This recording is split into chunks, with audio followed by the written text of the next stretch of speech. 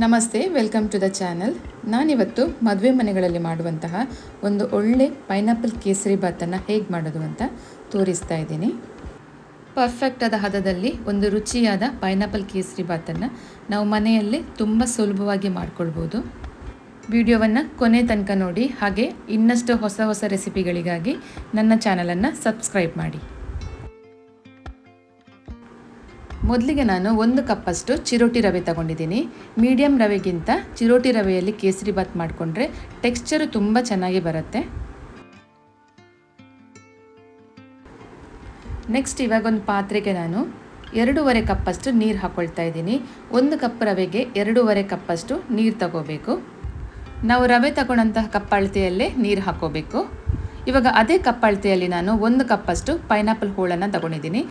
Sweet ಆಗಿರುವಂತಹ ಪೈನಾಪಲನ್ನೇ ತಗೊಳ್ಳಿ, ಹುಳಿಯಾಗಿದ್ದರೆ ಕೇಸರಿ ಬಾತು ಕೂಡ ಹುಳಿಯಾಗತ್ತೆ. ಇವಾಗ ಅದೇ ಕಪ್ ಅಳತೆಯಲ್ಲಿ 1.5 ಕಪ್ಪಷ್ಟು ಸಕ್ಕರೆ ಹಾಕ್ಕೊಳ್ತಾ ಇದ್ದೀನಿ. ಪೈನಾಪಲ್ ಸ್ವಲ್ಪ ಸ್ವೀಟ್ ಆಗಿದ್ದರೆ ಸ್ವಲ್ಪ ಸಕ್ಕರೆ ಕಡಿಮೆ ಹಾಕ್ಕೋಬೋದು, ಇಲ್ಲಾಂದರೆ ನಿಮ್ಮ ಟೇಸ್ಟಿಗೆ ಅನುಸಾರ ಸಕ್ಕರೆ ಹಾಕ್ಕೊಳ್ಬೋದು. ಇವಾಗ ನಾನು ನೀರಲ್ಲಿ ನೆನೆಸಿಟ್ಟಂತಹ ಕೇಸರಿ ದಳ ಹಾಕ್ಕೊಳ್ತಾ ಇದ್ದೀನಿ. ಕೇಸರಿ ದಳ ಇಲ್ಲ ಅಂದರೆ ಫುಡ್ ಕಲರ್ ಹಾಕ್ಕೋಬೋದು ಅಥವಾ ಅರಿಶಿನ ಹಾಕ್ಕೋಬೋದು. ಇವಾಗ ಎಲ್ಲವನ್ನು ಹಾಕ್ಕೊಂಡಾದಮೇಲೆ ಇವಾಗ ಇದನ್ನು ಒಲೆಯಲ್ಲಿ ಕುದಿಯೋದಕ್ಕೆ ಬಿಡಬೇಕು. ಇವಾಗ ಇದು ಕುದಿಯುವಂಥ ಟೈಮಲ್ಲಿ ನಾವು ರವೆ ಹುರ್ಕೊಳ್ಬೇಕು. 1 ಕಪ್ ರವೆಯನ್ನು ನಾನೊಂದು ಬಾಣಲೆಗೆ ಹಾಕ್ಕೊಳ್ತಾ ಇದ್ದೀನಿ. ಹಾಗೆ ಅದಕ್ಕೆ 10ರಿಂದ 15 ಗೋಡಂಬಿ, ಹಾಗೆ ಒಂದು 8ರಿಂದ 10 ದ್ರಾಕ್ಷಿ ಹಾಕ್ಕೊಂಡಿದ್ದೀನಿ. ಇವಾಗ ಒಂದು 5 ಲವಂಗ ಹಾಕ್ಕೊಂಡಿದ್ದೀನಿ. ಲವಂಗ ಹಾಕ್ಕೊಂಡ್ರೆ ಟೇಸ್ಟ್ ತುಂಬ ಚೆನ್ನಾಗಿ ಬರುತ್ತೆ. ಹಾಗೆ ಇದಕ್ಕೆ ನಾನು 3/4 ಕಪ್ಪಷ್ಟು ತುಪ್ಪ ತಗೊಂಡಿದ್ದೀನಿ. ಇವಾಗ ಒಂದು ಅರ್ಧ ಕಪ್ಪಿನಷ್ಟು ತುಪ್ಪ ಇದಕ್ಕೆ ಹಾಕ್ಕೊಳ್ತಾ ಇದ್ದೀನಿ. ಹಾಗೆ 2 ಸ್ಪೂನಿನಷ್ಟು ತುಪ್ಪವನ್ನು ತೆಗೆದಿಡ್ತಾ ಇದ್ದೀನಿ. ಇದನ್ನು ಕೊನೆಗೆ ಹಾಕೋದಕ್ಕಿದೆ.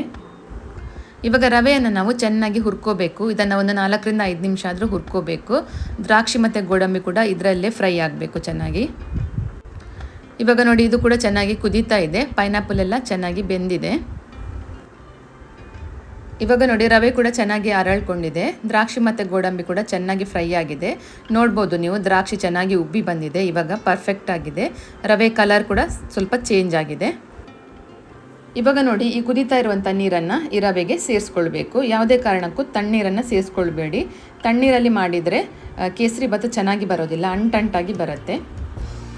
ಕೇಸರಿ ಬಾತ್ ಅಥವಾ ಉಪ್ಪಿಟ್ಟು ಮಾಡ್ಕೊಳ್ಳುವಾಗ ಒಂದನ್ನು ನಾವು ಸರಿಯಾಗಿ ನೆನಪಿಡ್ಕೊಳ್ಬೇಕು. ರವೆಯನ್ನು ಚೆನ್ನಾಗಿ ಹುರಿದಿರಬೇಕು, ಹಾಗೆ ಕಾದಿರುವಂಥ ನೀರನ್ನೇ ಹಾಕಿ ಮಾಡ್ಕೋಬೇಕು.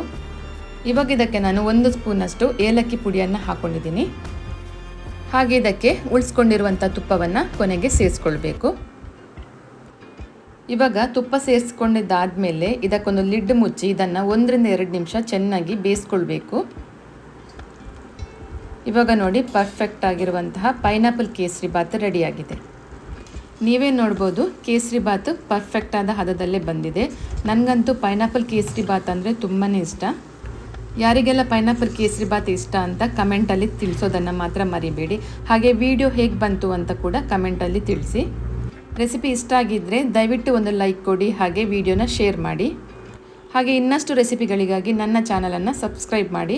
ಮತ್ತೊಂದು ಹೊಸ ರೆಸಿಪಿಯೊಂದಿಗೆ ಮತ್ತೆ ಬರ್ತೀನಿ. Thank you for watching.